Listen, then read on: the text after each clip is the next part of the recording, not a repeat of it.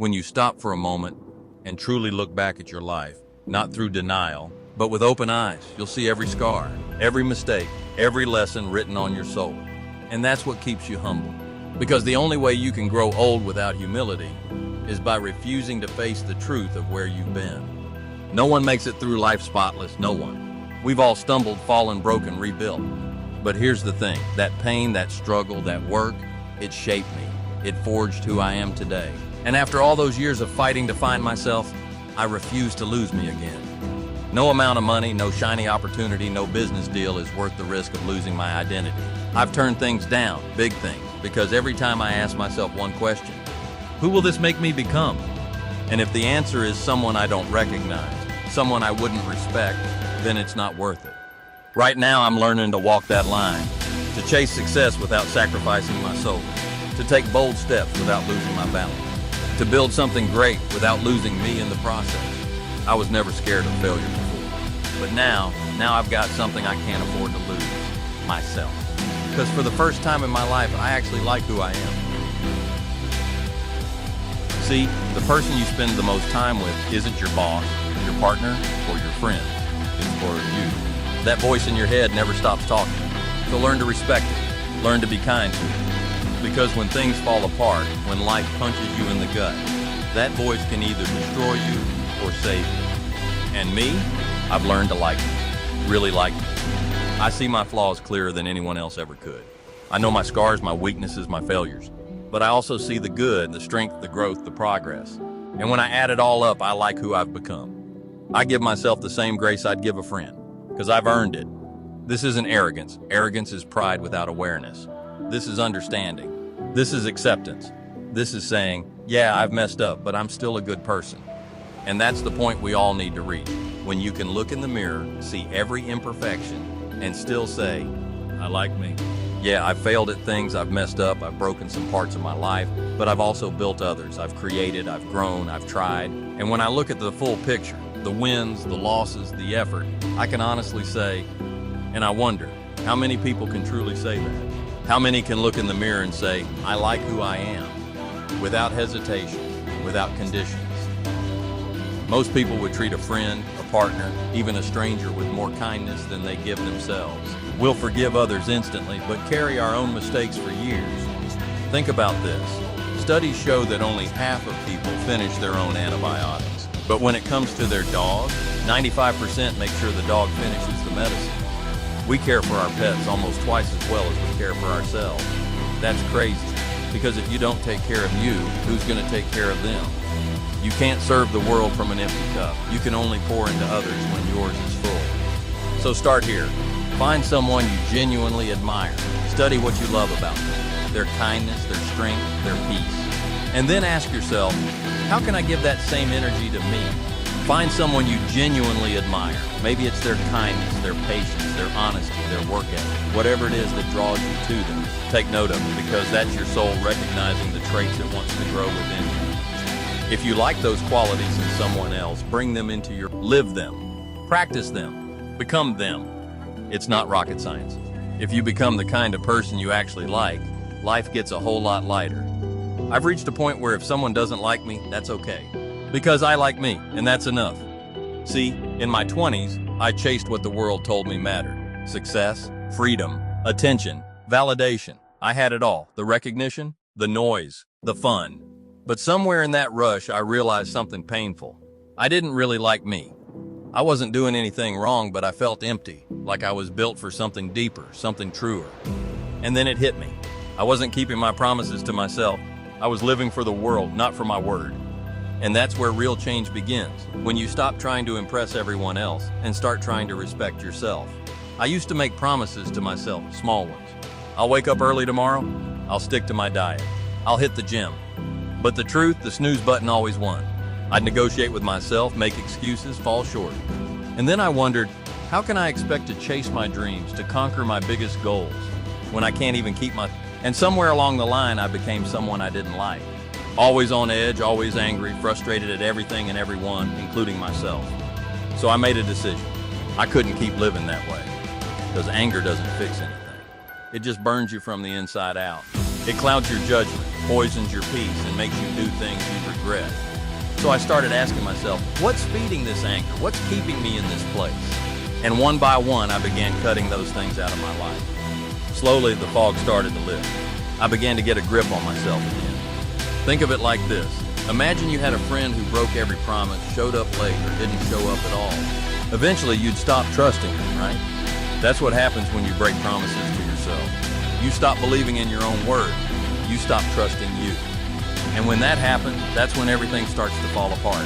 You are that friend. The one who keeps breaking promises. The one who shows up late for your own life. And if you want to grow, if you want to become someone who's respected, loved, trusted, it starts there. See, people don't love you because you're impressive. They love you because of how you make them feel.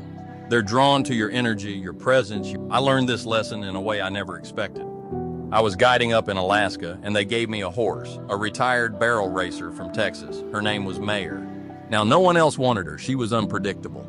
Her instinct, whenever something startled her, was simple. Run. Head up, eyes wide, gone. That was her way of escaping fear. Just run from it. I couldn't control that with force. You can't fight fear with power. So I had to think differently. I realized this wasn't a physical problem. It was mental, emotional. So I had to find a way into her mind, to understand what she was feeling, to build trust, not control. And that changed everything, not just with her, but with me. Because sometimes the thing we're trying to fight in ourselves isn't a discipline issue, it's emotional. It's about trust, fear, and understanding what's really going on inside. What I did with that horse was simple, almost too simple to make sense to anyone else.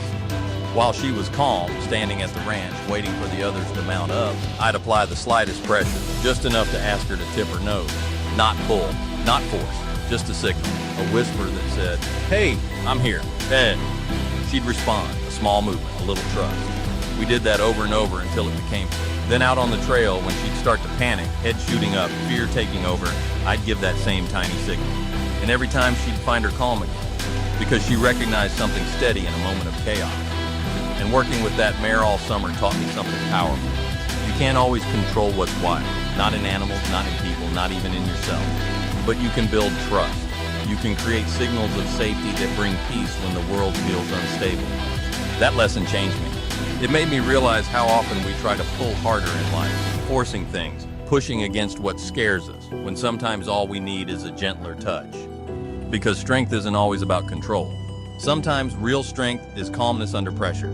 So there I was, sitting on this horse that refused to move. Everyone else was already 100 yards down the trail, and I'm sitting there thinking, maybe he just doesn't want to go. The guide yells back, no, just pull a little more. So I did, nothing. She says, a little more. Now I'm a strong guy, so I dig my heels in, grab the reins like I'm deadlifting 400 pounds, and give it everything I've got. Finally he moves, but it wasn't elegant, it wasn't smart, it was brute force, and completely ineffective. That's when I learned something that changed the way I see people, problems, and life itself. You don't need to control the one body, you need to reach the one mind. Because if you force someone, or even yourself, to act without belief, it won't last. The second pressure disappears, they'll go right back to what they were doing. But if you reach the mind, if you earn trust, build understanding, create desire, the body will follow on its own. So instead of yanking the reins, you do something subtle, like bounce the bit just enough to make the horse think, I don't like this, maybe I'll lift my head on my own. And that's the key. The most powerful change doesn't come from pressure. It comes from persuasion. From connection, from understanding how to move the mind, not just muscle. See, when that horse refused to listen, I realized something powerful. I couldn't force him to do what I wanted. I had to make him want to do it. So instead of pulling harder, I changed my approach. I'd suggest, not demand. I'd communicate, not control. I'd say in my own way, hey, it's in your best interest. You can't browbeat people into greatness. You can't yell, nag, or threaten your way to cooperation. Not with employees, not with family, not with yourself. Real leadership, real influence comes from connection. From making others feel that doing the right thing is also the smart thing. You want them to think, this is what's best for me too. It's not control, it's communication. I'll give you an example. One of the biggest no-nos when working with a horse is when you try to mount and it starts walking off before you're even on. I want that horse to stand still, feet planted, until I say it's time to move. but he's got other ideas he wants to go. Now I could fight him, I could pull back on the reins and shout, "Whoa," hopping awkwardly on one foot like a fool. Or I could teach him a lesson through experience. So I don't fight. When he starts to walk off, I step back down and I make him walk. I let him circle me 8, 10 times until he realizes, wait, maybe standing still is easier. That's the magic of patience and strategy. You don't always win by pulling harder, you win by being smarter, by speaking to the mind. So I said, "All right, you want to walk?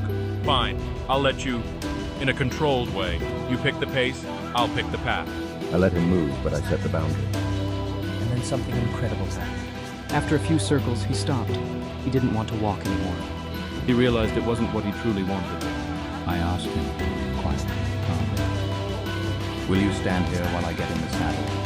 And he agreed. It didn't take force. It didn't take struggle. I changed his mind, and suddenly his body followed. That's the lesson. You don't win by fighting the body. You win by reaching the mind. By understanding, by communicating, by connecting.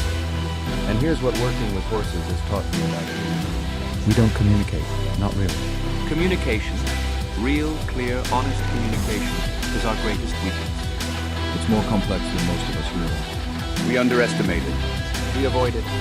But if you master communication, if you learn to connect mind to mind, You can change behavior, change outcomes, even change lives. and that starts with respect. But here's the challenge. The horse doesn't speak English. We don't speak horse. And yet, too often, humans insist the horse come into our world. We want them to understand us, follow our commands, conform to our logic. Why? Because we're arrogant, or maybe lazy, sometimes both. But horses don't communicate with words. They speak through movement, through posture, through subtle signals of body language. That's their language, that's how they think. And here's another complication. We're predators, eyes forward, hunting focused, going after what we want. Horses, they're prey. Everything that hunts eats them. Their instincts are survival, scan, escape, protect themselves. So when you wake up and think, what's my goal today? What do I want to get? The horse wakes up thinking, how do I make it through the day alive? Two completely different perspectives, two completely different instincts. If you want to build real connection, real trust, you can't make them fit into your world. You have to step into theirs, learn their language, think the way they think. And honestly, if we can do that with a horse, maybe we can start doing it with each other too. Because men and women, people in general, we're often just as bad at speaking each other's language. Here's something we all need to hear. Women think differently than men. They process, they feel, they interpret in ways we sometimes can't even begin to understand. Take my wife and me, almost 34 years of marriage. And even today, there are moments when what I say isn't what she hears, and vice versa. Communication. That's the foundation. You can't survive decades together without it. You can't build trust, love, or understanding without it. And that brings me to young men today. I see the so-called hustle culture being preached everywhere. Non-stop grind, no rest, constant push. And I don't agree with it, not entirely. Balance is missing. Yes, work hard. Yes, improve yourself. But it's also okay to sit down, to think, to reflect, to meditate, to just be. Because pumping iron in the gym, grinding at work, scrolling endlessly, if you're not taking the time to process, to understand, to grow your mind, then what's the point? I get it. The pendulum swung the other way. Many young men weren't raised with guidance. They didn't learn discipline, responsibility, work ethic. And now, in reaction, some push so hard that they forget life isn't just about movement. It's about thought, reflection, balance. A balanced man, he knows how to work. Balance isn't weakness, balance is strength. And if you can master that, everything else falls into place. Here's a truth that hits deep. Every type of person has a type B problem, and every type B person has a type A problem. Think about it. The anxious overachiever, they need to learn to relax, to breathe, to step back and just exist without guilt. The laid-back, drifting soul, they need to learn discipline, to work harder, push forward, build something real. If you're here with me, watching this, chances are you're type A. That's a walking anxiety disorder, harnessed for productivity, as Andrew Wilkinson says. And here's the kicker. Type A people with type B problems get almost no sympathy. Why? Because to the outside world, you look successful. You have it together. Meanwhile, someone lazy but barely scraping by looks like they have real struggles. Opportunity feels like a choice. Scarcity feels like a limitation. I need to work harder, push further, improve myself. noble, inspirational, movie-worthy. I need to stop, to relax, to just be, somehow indulgent, unsexy, almost guilty. Think about it. Every training montage in every underdog movie is someone grinding, sweating, pushing past limits. But how many movies show someone learning to log off Slack at 6 p.m. or finally enjoy a quiet beach holiday? Type B problems are just as challenging as Type A problems. But the solution isn't in doing more. The solution is peace. A kind of peace that can't be earned with effort, can't be crushed out with hustle. It has to be embraced. And that is harder than any grind. Thank you.